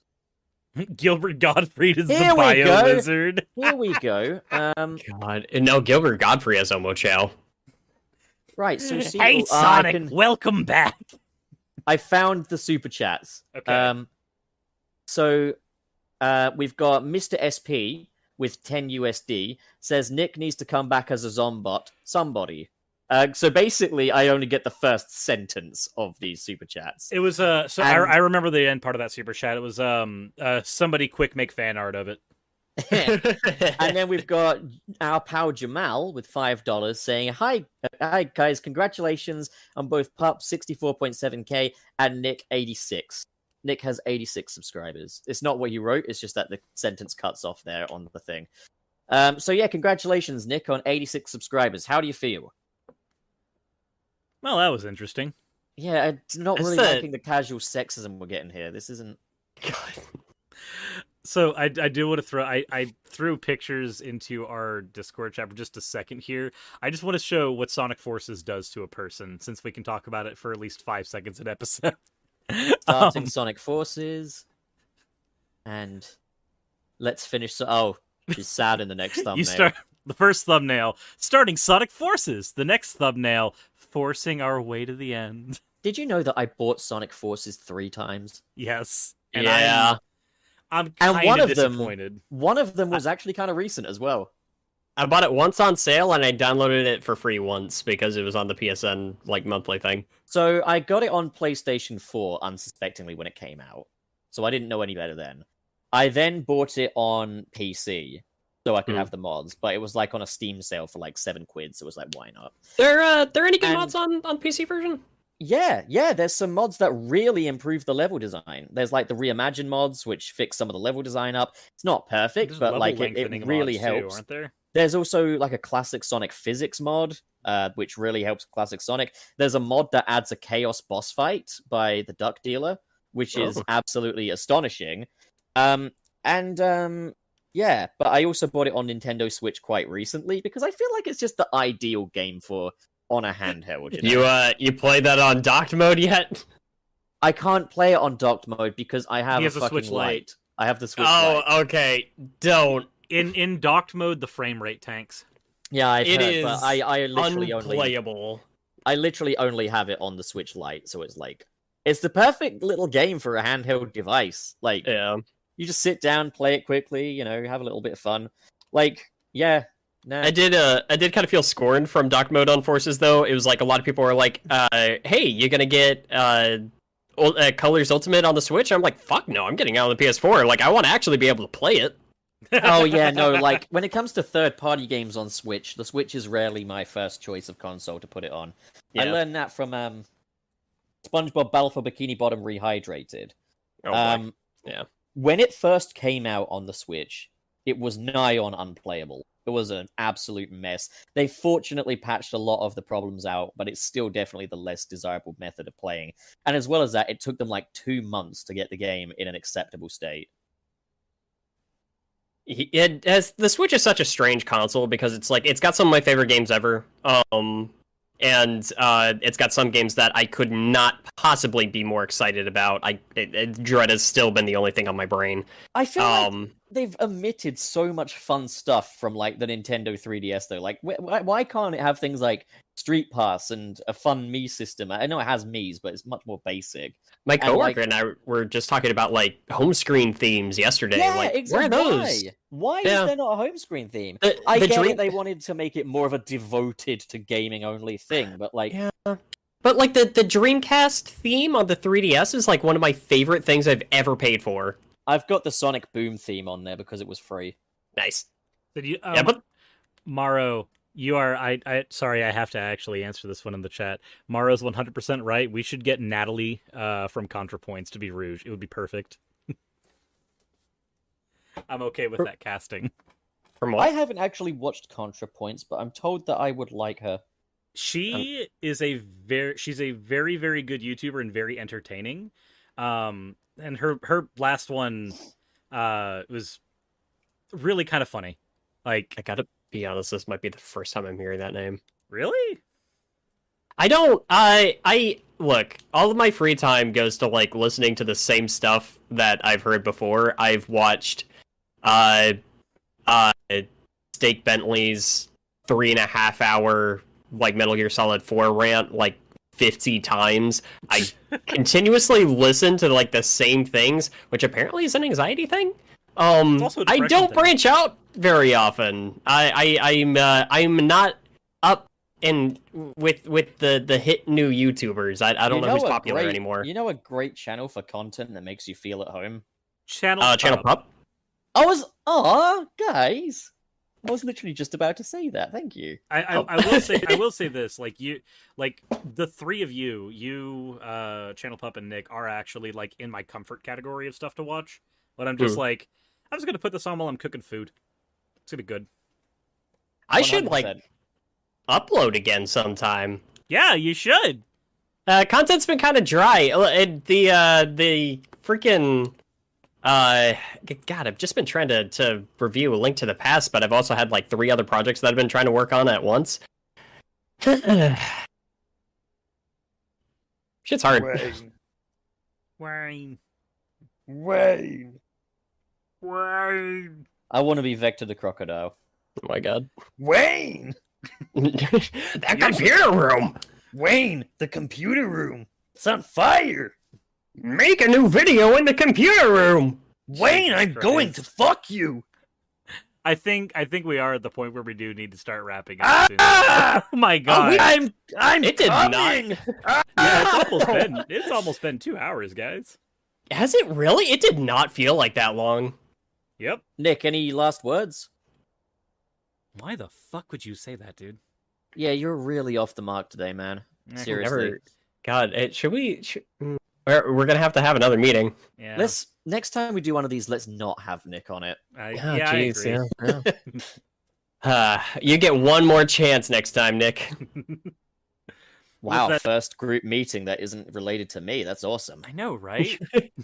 I feel like this is the end of an arc. Well, anyway, Space guys, colony arc? we fuck off. I'm trying to do the outro, okay? So yeah, no, Wayne, what are you up to now so our viewers know where to look? Like your social medias are always like Wayne is boss, aren't they? Like on Twitter and YouTube and all that jazz. It's pretty often Wayne is boss. I have been trying to stream more, so you can find me on Twitch. I might actually go ahead and get on and play some more Spider-Man Web of Shadows tonight. Is that on Twitch? Sorry, did you say? Yeah. So I'll I'll try be. and be there. I'll try and be there for that because I would like to see that. I appreciate that. Yeah, no. I'm having a lot of fun going back on some of these Spider-Man games just for kind of casual streaming. I am trying really hard to get A Link to the Past review out. I lost a lot of progress while recording footage, and that just kind of was defeating. And then I was also just juggling too many projects at once, and stack that on top of work's been pretty stressful lately, and haven't been sleeping great. Sorry, no, it's just been a lot of stuff lately has been really slowing me down, but I'm hoping to get back on the horse soon. October is definitely going to have tons of content. But right now, Link to the Past review, I'm hoping should be out in the next week or two. So that's what I'm working on. Get to Ooh-woo. fucking Ooh-woo work, indeed. Wayne. Okay. While Wayne is struggling with juggling things, Cyrus, how are you jiggling things? Well, Well done.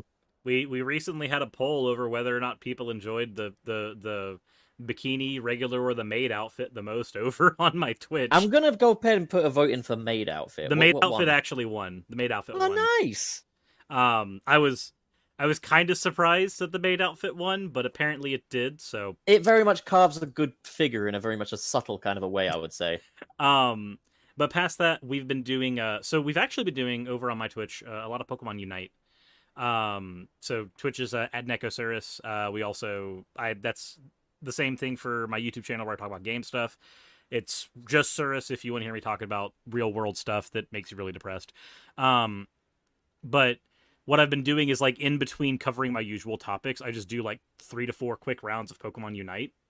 And I'm gonna be honest, it's been really fun, and having fights with people over whether or not that game's pay to win. Spoiler alert, it is, and it's very predatory and it's bad. But having those fights has been very cathartic because fighting over video games is much more fun than fighting over real life issues that actually affect people's lives. Well, shit. That sounds like there's a lot going on there. In Nick's case, you can catch him over on Game Apologist on YouTube, and I think same goes for Twitter, doesn't it? He's also got. Yes, and he's also he got a actually. Sorry. Go on, Wayne. I was gonna say, he actually just uploaded his final Sonic speed reading on the conclusion and the wrap up of, or I guess aftermath rather, of the Metal Virus arc I'm in glad the he's IDW finished Sonic. the Metal Virus arc for the 3rd time. I did watch it. Very fun episode. I liked it a lot, and he got to share his thoughts on just kind of reflecting back on the series. Definitely a good listen. If you want to go ahead and give that a watch, definitely recommend. All right, and he's also got a Twitch where he occasionally streams. He's kind of just getting started up, but be sure to check that out as well. And then there is me, and basically, I'm Channel Pup on pretty much all of my social media piggies, be it Twitter or YouTube. And on the YouTube end of things, I'm currently on the home stretch of my Sonic handheld series. Well, home stretch as far as Nintendo DS, 3DS exclusives go. I think we've got 2 more games to go. The last one that was uploaded was Sonic Boom Shattered Crystal. The next one will be Sonic Boom Fire and Ice, but also we will be looking at Sonic Chronicles as well. So, yeah, that's me done. And I also post all kinds of cursed shit on Twitter. So if you're into that kind of stuff, you know where to go. Well, that's it for today, guys. The sun is setting on Sunset City. So until the next time, fuck off.